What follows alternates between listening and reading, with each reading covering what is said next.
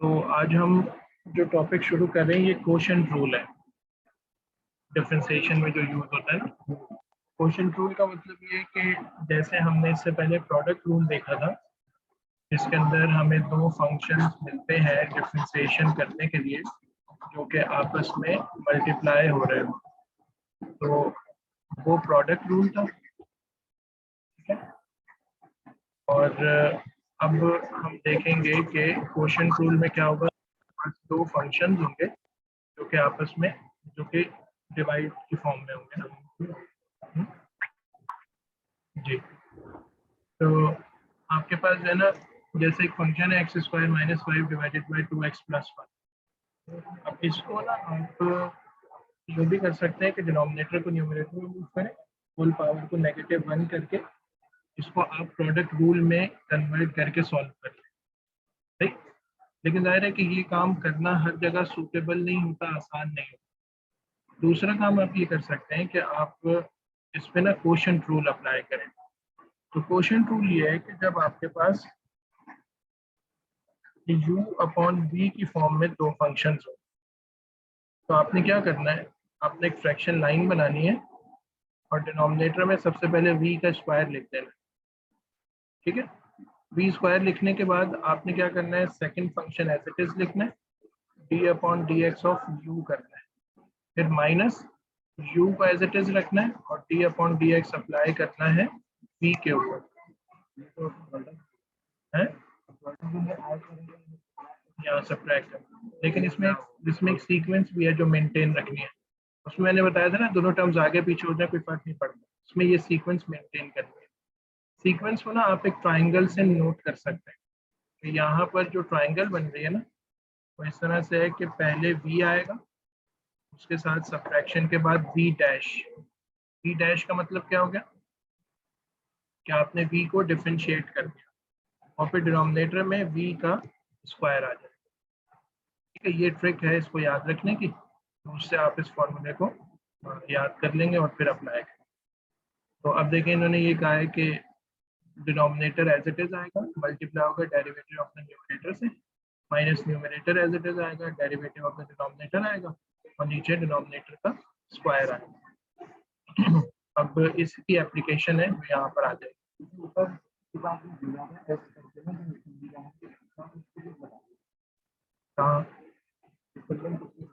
ये शो करता है डेल्टा को।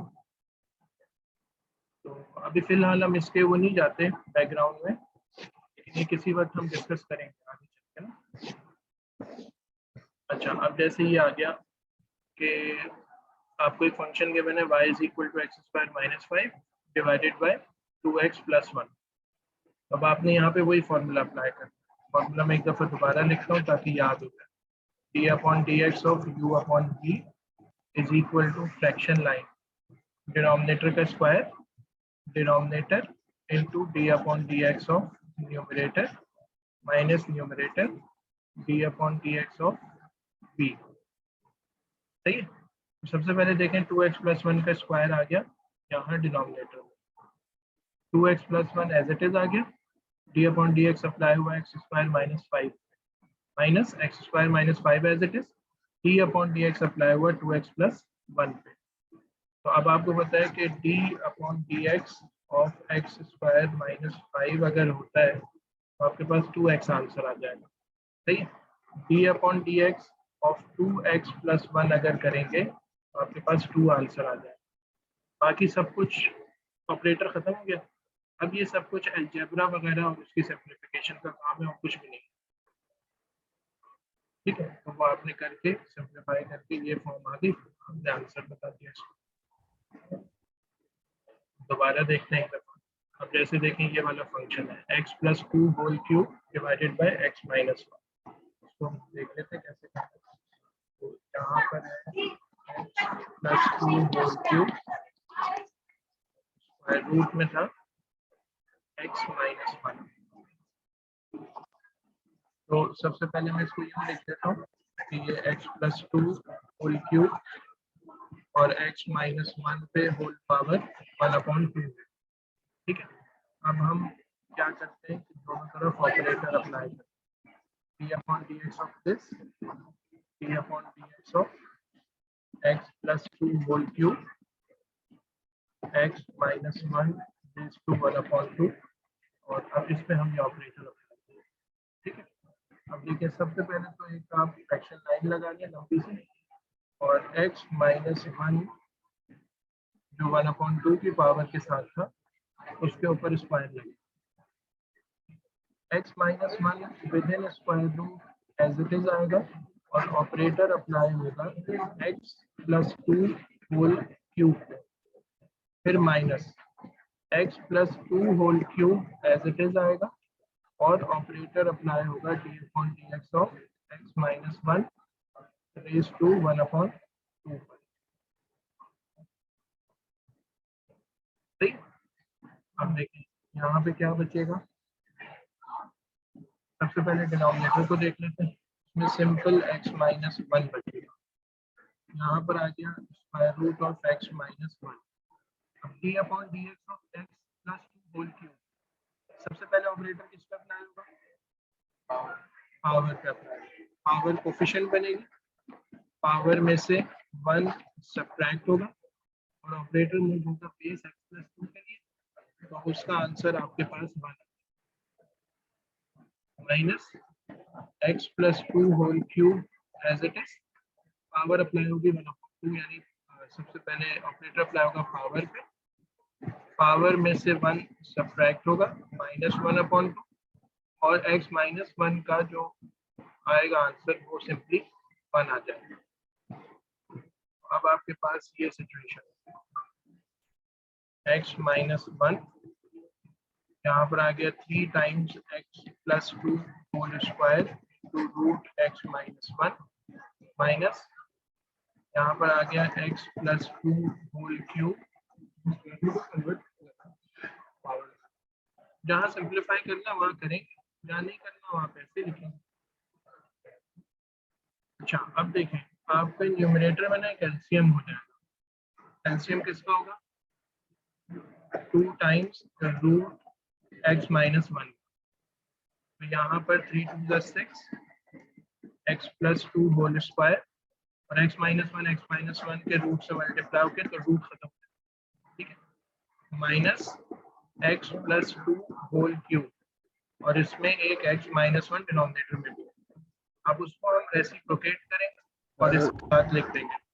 जी भाई, मैं कह रहा था x माइनस 1 और x माइनस 1 तो फिर कट जाएगा ना, तो फिर ये एक x माइनस 1 कैसा है, मल्टीप्लाई होकर उसका रूट कैंसिल होगा। अच्छा हाँ, सही है। तो अब x माइनस 1 पावर 1 के साथ है और एक रूट के साथ है, ये दोनों आपस में ना मल्टीप्लाई होंगे, तो अगले स्टेप में इनकी होल पावर है। यहाँ पर न्यूमरेटर में ना आपके पास x प्लस 2 का स्क्वायर कॉमन आ जाएगा, तो 6 टाइम्स x माइनस 1 बचेगा, माइनस x प्लस 2 बचेगा। तो बस अब ये सारी अलजेब्रिक सिंप्लीफिकेशन है, इसका डिफरेंशिएशन से ऐसा कोई ताल्लुक नहीं है, तो वो आपको आती होगी। ये हो गया x प्लस 2 होल स्क्वायर हो गया, 6x माइनस 6 और माइनस x, तो आपके पास 5x और माइनस 8, यहाँ पर ये बचेगा, ये आपका फाइनल आंसर हो सकता है, और इसको हम dy अपॉन dx के इक्वल बता दें। ठीक है, जो कुछ मैंने किया ना अभी उसी की आप शॉर्ट यहाँ देख लें। x माइनस 1 का स्क्वायर डिनोमिनेटर में, denominator square, denominator as it is, differentiate numerator, minus numerator as it is, differentiate denominator.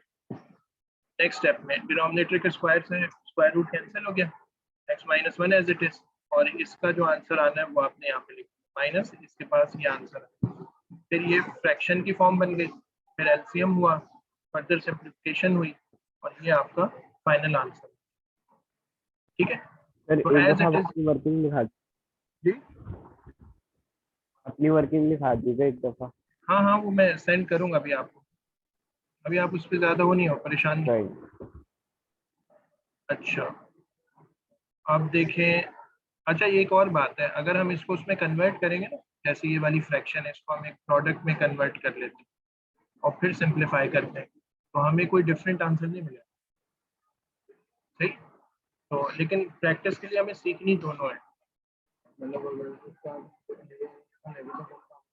हाँ, और फिर उससे सिंप्लीफाई करेंगे तो फाइनल आंसर सेम ही आएगा। तो अब आप ऐसा करें कि कुछ प्रैक्टिस शुरू करें। तो मैं आपको बताता हूँ कौन सी करें। एक तो पार्ट जी कर लें और एक इसमें आप पार्ट बी कर लें। ये प्रैक्टिस करें, फिर आगे के कुछ क्वेश्चंस हैं वो हम 1 बाय 1 करके देखते हैं।